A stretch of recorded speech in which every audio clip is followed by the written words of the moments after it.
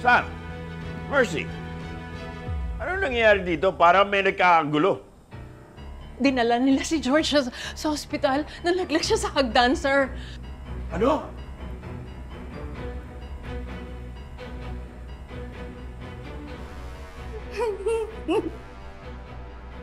Oh, teka. Bakit kayo tumigil?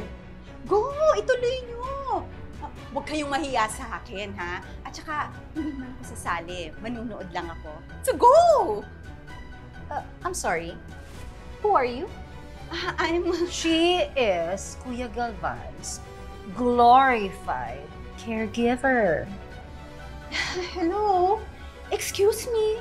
Aurora, hindi ako caregiver ni Galvan. And what are you, Vivian? Ano ka ba ni Kuya Galvan?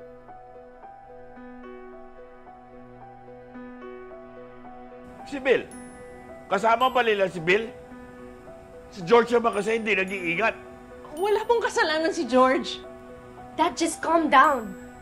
Anak, samahan mo ako sa loob. I need to get my phone. Kailangan ko makausap si George.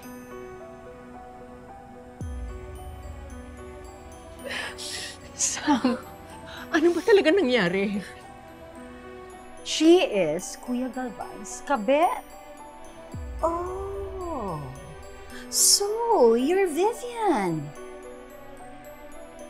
So tell me, ano bang nagustuhan ni Galvan sa'yo? Yan din ang matagal ko ng tanong, Barry dear. Excuse me, nandito ako, no? Pinag-uusapan niyo ako. At saka, pwede ba? Di ba? Kayo yung magkaaway kanina. Bakit akong pinagdidiskitahan niyo? Eh, kulang na nga lang magkalmutan kayo, di ba?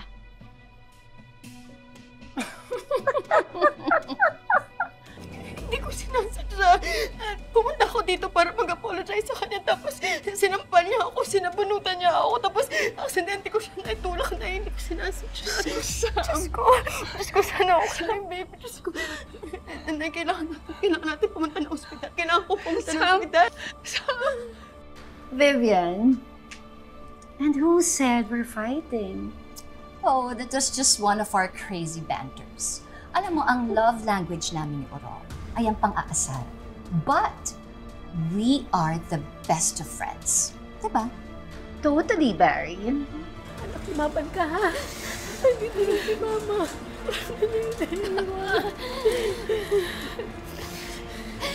Anong ginawa sa'yo ni Sam, anak? Tinulak. Galing na yan sa OBER. Ma'am, sir, dito po muna kayo. Kami na kung bahala.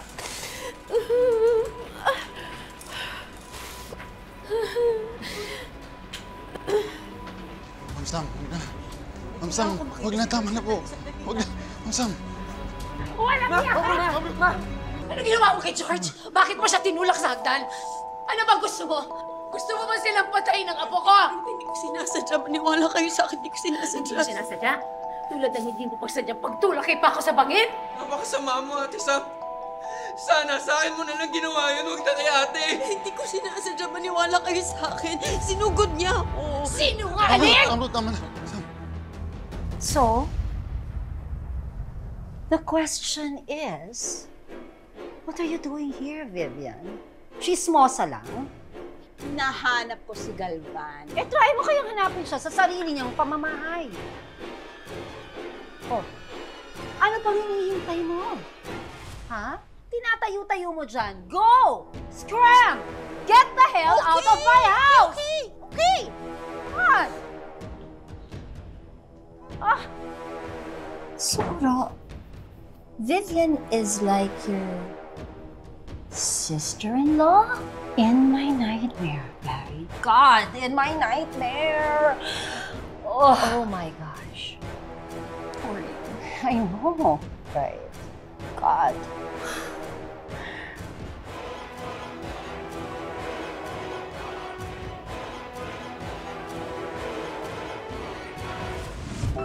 Lahat gagawin ko. Mahalin mo lang din ako. Kahit kaunti. Ay, hindi lahat ng minamahal natin. Minamahal tayo pa ba din? Hanggang doon lang tayong dalawa. Sana makontento ka doon. Aurora, Ilang beses ako nagkaroon ng pagkakataon para lumayo. Pero hindi kita kayang iwanan. Dahil mahal kita. 50 years na kitang mahal. Pero isang beses mo lang pinaramdam sa akin na alam mo, na nakikita mo ang pagmamahal ko sa'yo. Umasa akong makikita mo akong muli. Ginawa kong lahat ng utos mo. Kahit ayaw ko, kahit labag sa loob ko, kahit hindi na tama, ginawa ko pa rin dahil akala ko yun ang paraan para makita mo muli ako. Kagabi, tinuldukan mo ang pag-asa kong yun. Kaya titigil na ako. Tanggapin mo itong sulat ko bilang pagbibitiw sa paninilbihan sa'yo. Ipagdasal mo, Sam, na walang mangyari sa anak ko at sa apo ko. Dahil kung meron, patawarin ako ng Diyos. Papatayin kita! Papatayin kita! Pero bakit ganyan muna ako? Bakit pinakinggan mo ba ako nung na-frame up si Ward? Di ba hindi? Di ba hindi ka nakinig? Hindi mo kami pinakinggan, di ba?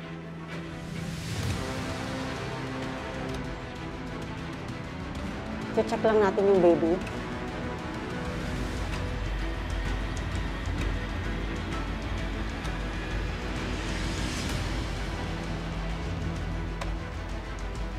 Hindi. Kung si Aurora, kaya niyang talikuran lahat. Ako hindi.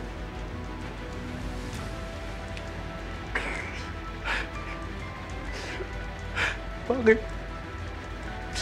Bakit hindi kita kayang iwanan? Mahal na mahal kita, Aurora. Umalis na kayo. Umalis na kayo, Ate Sam. Please lang, Kuya Jericho, paalisin mo na yan.